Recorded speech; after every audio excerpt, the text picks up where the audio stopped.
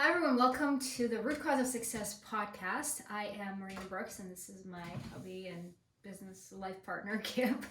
This is the podcast where we dive deep into all things success, what prevents you from success, what it takes to be successful, and all the different things that we have to share with you along the way to having and achieving success. And so today, apparently, we're talking about marshmallows. You want to tell us a little bit more about marshmallows and pretzel sticks, but it's not to make an edible snowman. I feel like it's all, it's Easter. I got my nails done for Easter. It's also our son's birthday, and, kind of the whole marshmallow theme seems to fit. Oh, yeah, marshmallows and Easter for those of you who like peeps. So in 1970, there was a study done called the Marshmallow Experiment, and we'll get into it in a little bit, but the reason why we're talking about it today is because everything about the podcast is all geared around towards success, and anything we learn or have discovered on our own along our journey, and we're sharing it with you guys. And with the Marshmallow Experiment, it showed a lot of insights into what's important, little predictors and things to be able to tell who's going to have a little easier time of success, but also, even if it didn't come naturally at a younger age, adjustments that could be made. There was a lot of really great insights into it. And this is an experiment they did with children, right? Yes. So. And that predicted success in their future or something? Yeah. There's a little thing that hardly anyone likes called delayed gratification. And that's exactly what he showed. It was, so they took, this was 1970. It was a professor at Stanford named Walter Mitchell. And he took preschoolers and set them in a room at a table by themselves. Now, they were Stanford preschoolers, and we'll get into why that was important a little bit later. And he set them at a table, and he set a marshmallow in front of him. He'd actually talked to him before, and he's like, what would you prefer, pretzel sticks or marshmallows? Most of the kids wanted marshmallows, but there were a few exceptions. And so he put a marshmallow in front of them, and he's like, now here's the deal. I'm going to leave the room, and I'll come back in a few minutes. And when I come back, if the marshmallow, he's like, you can eat it whenever you want. He said, but if I come back and the marshmallow's still here, you'll get a second marshmallow. So he left the room, and averaged about 15 minutes, he was gone, sometimes 10 minutes. But 15 was kind of actually the cap. And, they had a video camera set up, and all the kids were waiting for that second marshmallow in the beginning. And then somewhere around the first minute or so, or a lot of them collapsed at like 30 seconds, I think. And they would start squirming, and you knew it was going to happen. You can actually watch the video footage of it. But what he found out was the ones who actually waited until he got back, they followed him all through school and well into adulthood, like beyond age 30. They actually followed him for 30 years, I believe, 40 years maybe. And what he noticed was the ones who got the second marshmallow or the additional pretzel sticks or whatever it was, however they portioned those up, they were happier, more successful, more confident, healthier, more fit. Every area of life, they were doing noticeably better than the other kids or other adults as they followed them. They had higher SAT scores, so much stuff. But the most important thing was healthier self-esteem. Now, there's been a follow-up study since then that showed some other results, but we'll get into that. And they also looked into, because all he did was the Marshmallow Experiment and then followed the kids. The later experiments, I think there was actually one done as recent as 2018, followed and looked at other key factors. Now, obviously, it's only been 3 years since that, so they haven't been able to follow them all the way through adulthood, but they've already noticed differences in that 3 years. So let's talk about what's the issue with going for the marshmallow? How does that kind of deter you off track or take you off track from achieving success? Well, that's it correlates in so many areas of, to me, something that's talked about so much in personal development is the New Year's resolutions, right? That collapse early. It's that same thing. It's like, I've already put in like 10 days worth of work. Why don't I have a six pack yet? And it's that thing we've been programmed, especially in Western culture and the United States specifically. We have been programmed, like we get instant microwave dinners, we get fast food, we've got, I mean, now Starbucks, I can order on the app and walk in and it's ready. I don't have to talk to anybody. I don't have to wait. Like it's instant, right? And I love it. We all do. It's fantastic. But it's created a society where when we have to wait, I mean, there's memes all over the internet now, right? Joking about the minute you order from Amazon, if it takes more than a day to get to you, people are grumpy. And it used to take 4 to 6 weeks when we were younger. So now we've gotten to where we can't even wait 4 days. Like we just can't imagine a package taking that long. Like I ordered something for you, oh yeah, for Valentine's Day, and it was going to take 3 to 4 weeks, and I was just blown away by that. I remember I actually got frustrated. I was, what kind of customer service?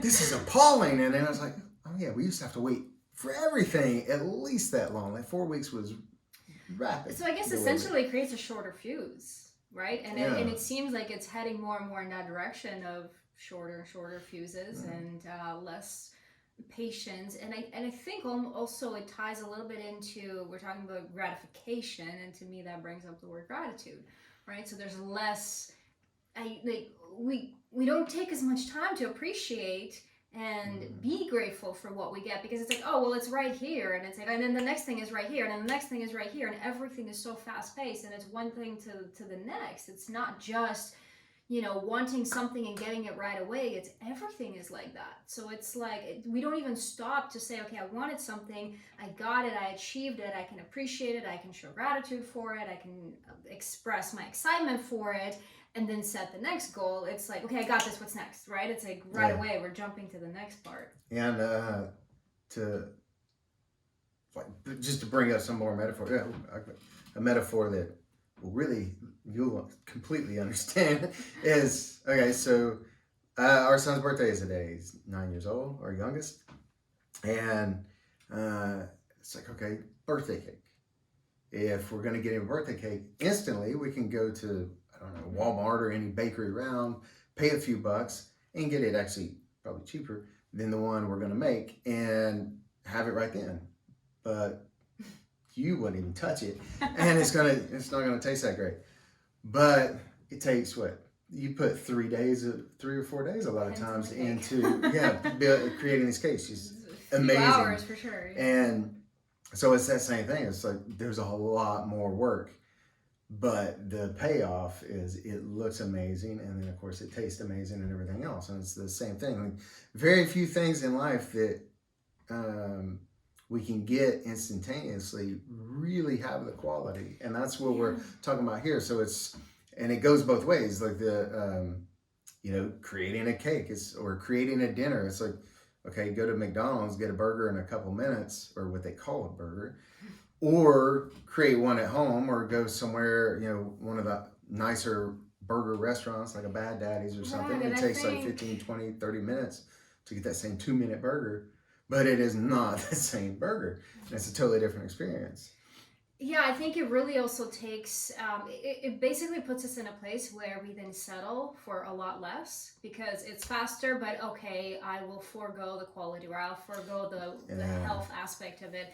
And I know we're talking about food, but this can literally be applied to anything. And I like to use the, not necessarily analogy, but kind of draw the comparison, since we're speaking of cooking and baking and all of that.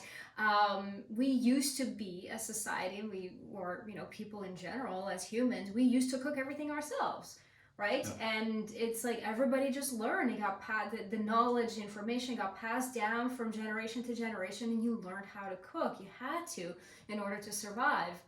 Well, look where we are now, right? Most people in today's society, especially in Western culture, don't know how to cook to save their lives, because they don't need to. They can go to McDonald's, they can go grab the quick microwave dinner or the frozen meal or whatever it is, and you don't have to know anything about cooking and still be able to survive. But now look at how many chemicals we're getting in that, how many things that they have to add to it to preserve the food and to keep it fresh or whatever, in order to be able to create this instant gratification. And so that's what I mean. Like, we're not taking the time to create something that is a creation, that is a piece of us, that we put time into it. And that's the reason why I love making cakes and all of that, because it's a piece of me. I really get to express something, and I love getting creative. I think it's very important for all of us to experience. But yeah, like the quality is not there, and it just creates this laziness. And somebody else will do it for me. And then, of course, the parallel can be drawn to personal development as well. Like, I don't need to think for myself, I don't need to try harder. Yeah, it creates it all around. Like I say, it teaches us laziness, and once we're lazy in one area, it starts spilling another. Once you pick up a good quality somewhere, it's going to show up in all areas of life. Once you pick up a bad one, it's going to show up in all areas of life.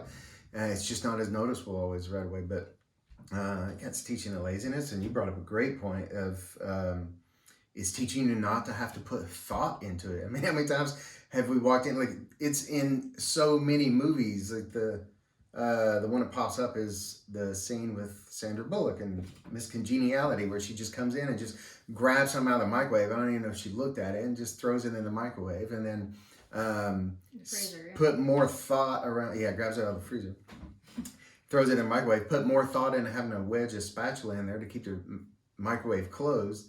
She put more thought and time into that and effort than she did actually having the meal or what she was eating.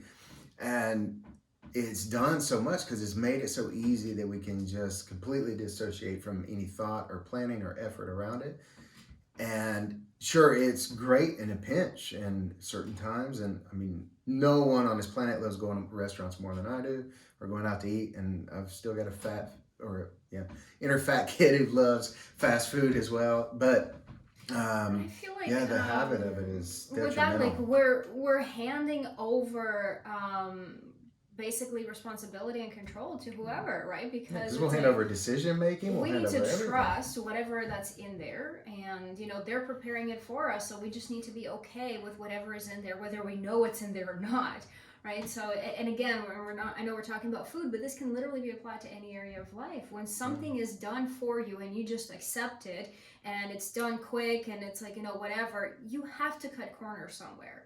And you just can't have the same level of quality and intensity. Yeah. Like, and when you brought up earlier the gratitude part, so, okay, let's get away from food for a little bit and talk about, someone making $1 million. They say once you've earned $1 million,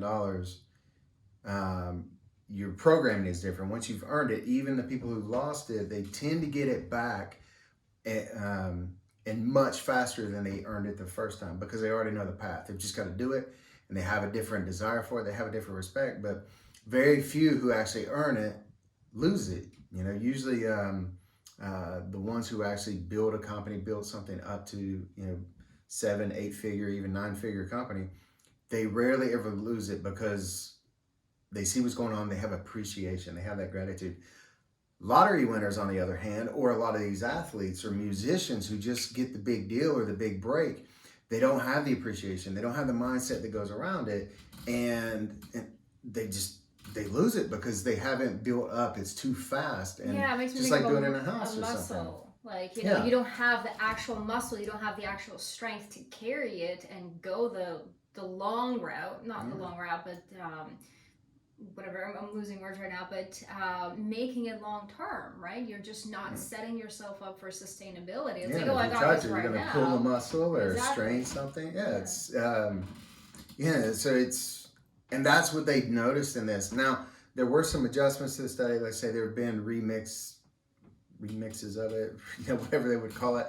And because one thing they noticed, they're like, okay, these kids came from the Stanford daycare. Like, they've got a little different, home life than most of us. Now, obviously, it doesn't matter. There's lots of drug addicts who have gone to Stanford and graduated with honor. Like, people have their baggage.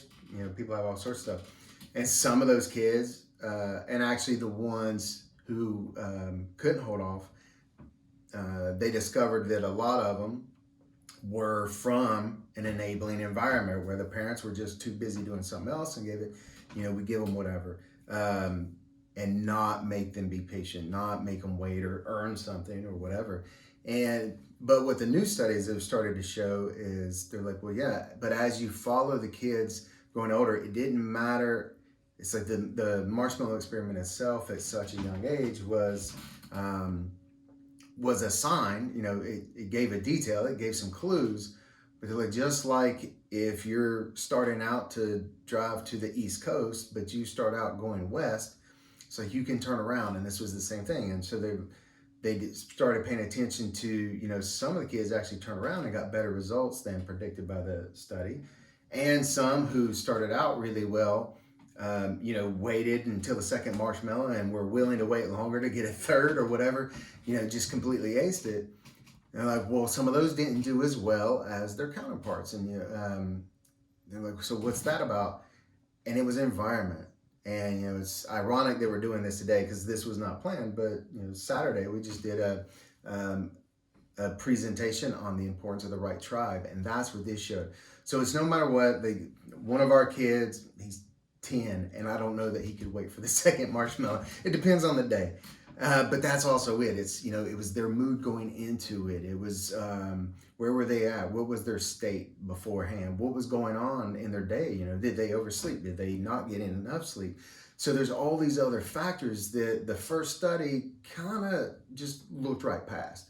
It did bring out some profound information, but it's not your kid's a failure for life, your kid's a success, and that's just how it's going to be. There were too many other factors, and I think baggage, since that is the field that we're in and the work that we do, it's so huge here. You talk about environment, but also our internal programming and our internal baggage. So like we can see in some, like it starts as early as children, where we see an addictive behavior where it's like I can't say no even though I know something better is coming. And it's not that they're weak-minded or that that they can't put two and two together, knowing that if you just wait a few minutes you're going to get more or something better. It's baggage. It's driving from within, and you can feel this in it, or for those people who have this, the baggage actually being activated. It's not just a simple decision of like, yeah, I could or I couldn't. It's like this pull, right? And that is how you know that it's that is an indication that it's something deeper in your unconscious mind, something in your nervous system driving you forward, where consciously you can make the decision and say to yourself, it's not good if I go for it right now, I should wait, or it will be better if I wait. But then your unconscious mind is still driving you forward. So that's something that we really focus on. So if we kind of take this whole idea of instant gratification and the marshmallow, and kind of look at the positive side of it, how can people apply this to be more successful and to create and maintain more success in life? That's one thing. Like the programming, the reprogramming, or anything that you feel like is needed, can be started at any age. Whether you're 8 or 80, it does not matter. You can correct the path from here moving forward. The biggest thing would be to start easy. Like too many people, we've talked about so many times, and everyone else in this space has talked about. I talked about it earlier on this podcast, the whole New Year's resolution thing, and it's usually one of the biggest factors that people collapse with. That is, it's too big. Right? They're expecting too much. So again, back to, as much as I hate talking about SMART goals, it's the setting small, specific, detailed little things just to get the momentum going. Give yourself a couple of easy wins. So I don't know, depending on what your thing is, but since we're here talking about food, and we have personal experience of this with a kid, maybe create like your all-time favorite meal, something that you just dive in and overeat. Set it there and just like sit in front of it for 2 minutes before you take the first bite. I was gonna say, 10 minutes, practicing awareness around it. Like, how do you actually feel about it? Because again, so many of us in today's world are on autopilot. And it's like, run there, grab this, not even looking, and it's just like, literally on autopilot. So if you actually take time to slow down and think about, okay, I'm about to go and have this thing, or I'm about to eat this meal, or I'm about to go get this new gadget, whatever. how do I feel about it? Do I feel like, oh, it's got to happen now, it's got to happen like right away, it has to be instant? Or what happens if there is a delay? So kind of like even asking yourself, what would happen if it took a little longer? And notice if you have any emotion come up. It's like, oh my god, like you know, Amazon didn't deliver in 2 days. What? And you know, delayed. A little bit of an emotional reaction come up, right? So taking a look at that and kind of getting more curious about it and go, wait a minute, I noticed that. What is that about? Is it really the end of the world if this takes an extra couple of days, or if I have to wait an extra couple of minutes? Or 20 minutes or whatever it is, what would happen and what's so bad about it? And I think that in and of itself can bring so much up to the surface. Yeah, learning, being able to pause in those moments. And like I said, I mean, we preach it all the time. Awareness is the key. And even if you give in too quick, like the moment you have the awareness, celebrate that.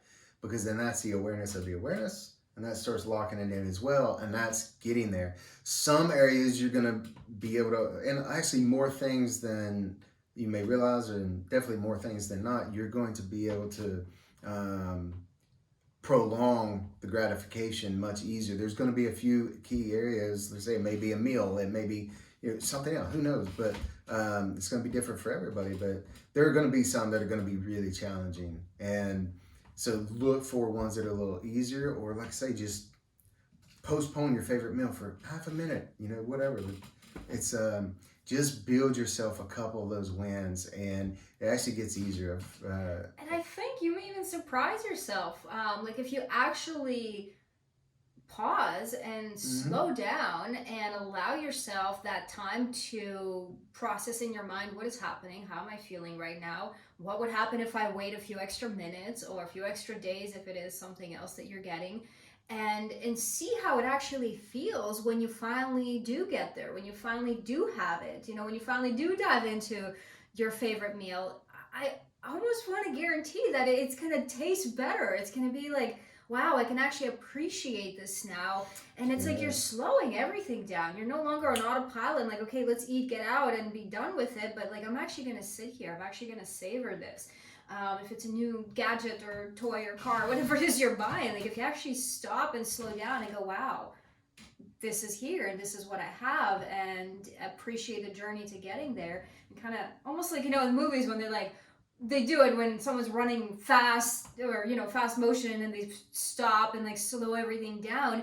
It's the effect of that, it is for it to really land with you so that you can really feel your way through it and really connect to the moment and be present with it. And I almost wish that we had that button for real life. I thought about the car crash in the beginning of Deadpool and all that stuff. It's like where all this chaos is going on, and then all of a sudden they slow it down so you don't miss any details, and that's what we're talking about here. And again, it works for every area of life. Oh, the one area we didn't talk about probably is that sells everything. So sex. If it's if all the F's are, if from F1 to F4 or F3 is done in 5 minutes, then it's not as much fun, right? Like from foreplay to fornication to finishing, if it's all done, start to finish, 5 minutes, wham, bam, thank you, man. It's not as great. But if it's like an all-day thing, or it starts in the afternoon or early evening, and there's passion, there's connection, there's romance, like it's a totally different experience for all people involved. And it goes through every spot of your life. And there's some areas you may not be aware of, but you're rocking this. And that's the other thing I would say to get aware of as you're doing it, as you're doing this on the areas that you might suck at or think you suck at. Look at it'll bring up your awareness of the other ones, and just hold on to those wins and realize, it's the great relationships where work has been put in, and friendships, all of that, whether it's friendships, romantic relationships, raising your children, any of it. It's like it's hands-on and it's gradual. You don't just spend one great day with your kids and then leave them on autopilot for the rest of your life. It's the same thing. It's training a pet, all of it. So look for one thing that you can test it with and delay the gratification a little bit. So let's kind of recap this. What's the best way to put this into practice? Something that you can apply and start practicing now to help you get closer to success. Yeah. Again, I think it goes with everybody different, but it would be just, I would find one thing you're doing really well at with this and one thing that you really need some improvement with, and just kind of monitor, pay attention to, dissect it. Like, what's working here? Why is it? What have I linked up in my mind in this area where I'm doing really well? Like for me, it's really challenging for me to get back into fitness, and it's really easy for me to fall off. But once I'm in, it becomes a competition with myself, and like I get addicted to it, kind of. I don't like any of it, but I like how I feel afterwards. And and my least favorite thing to do ever is running and stretching. They're really neck and neck. They're tied. I don't know which one I like least. But I've been doing both of them daily now because I've been doing other stuff. So I got the momentum going in the areas that are the easiest for me and that I absolutely enjoy. And then started tagging on. Each day I would talk about, put in all this work, but I'm not stretching afterwards. And the stretching would just take it to the next level, because stretching actually makes you stronger, makes you more fit, makes you more young, vibrant. It's actually one of the best things to do, even if you don't work out. And so I'm like, I'm really robbing myself by not doing it. So I would start just doing like 30 seconds each stretch just to get it done. Because when I stretch, I actually get dizzy. I don't feel good at all, because of how tense and tight I've been in the past.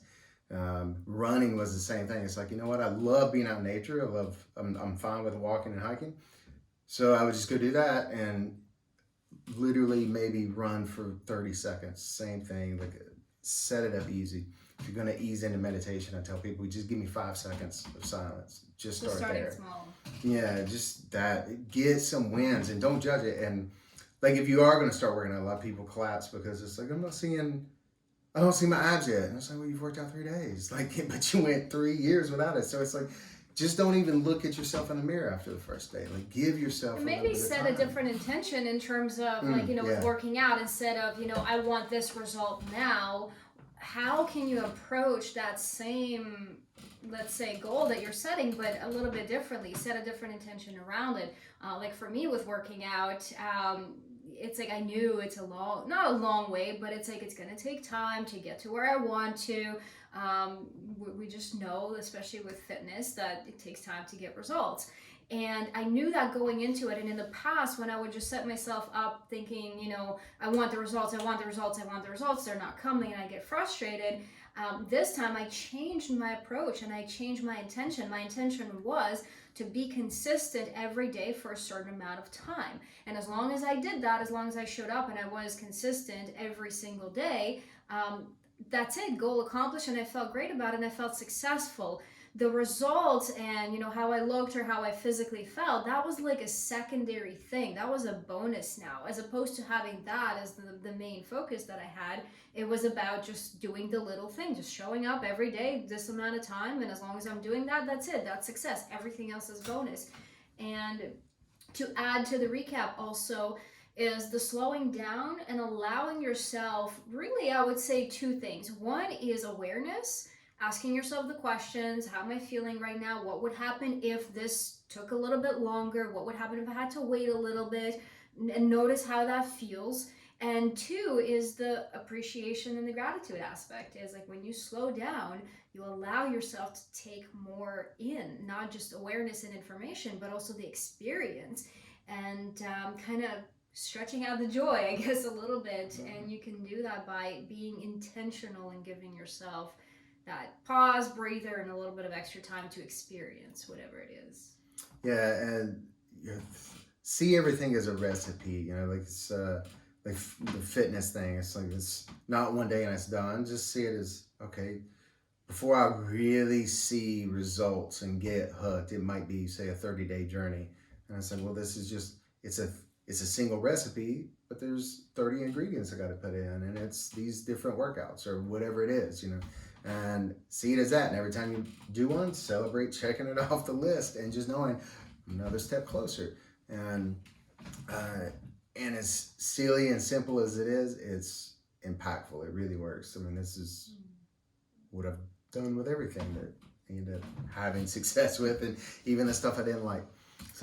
So there you go. That's the marshmallow that we talked about at the end of last episode. Here we are actually diving deeper into it. We hope you had just as much fun as we did talking about this topic. Thank you so much for being here with us today and listening to another episode of the podcast, The Root Cause of Success. And we're looking forward to having you here again next time. In the meantime, feel free to check us out on other platforms. We have videos on YouTube under Brooks Empowerment Academy. Check us out on Instagram and Facebook at Brooks Empowerment. And there's a lot of other links in the notes below. So stay in touch. We'd love to hear from you. And we will see you again very soon.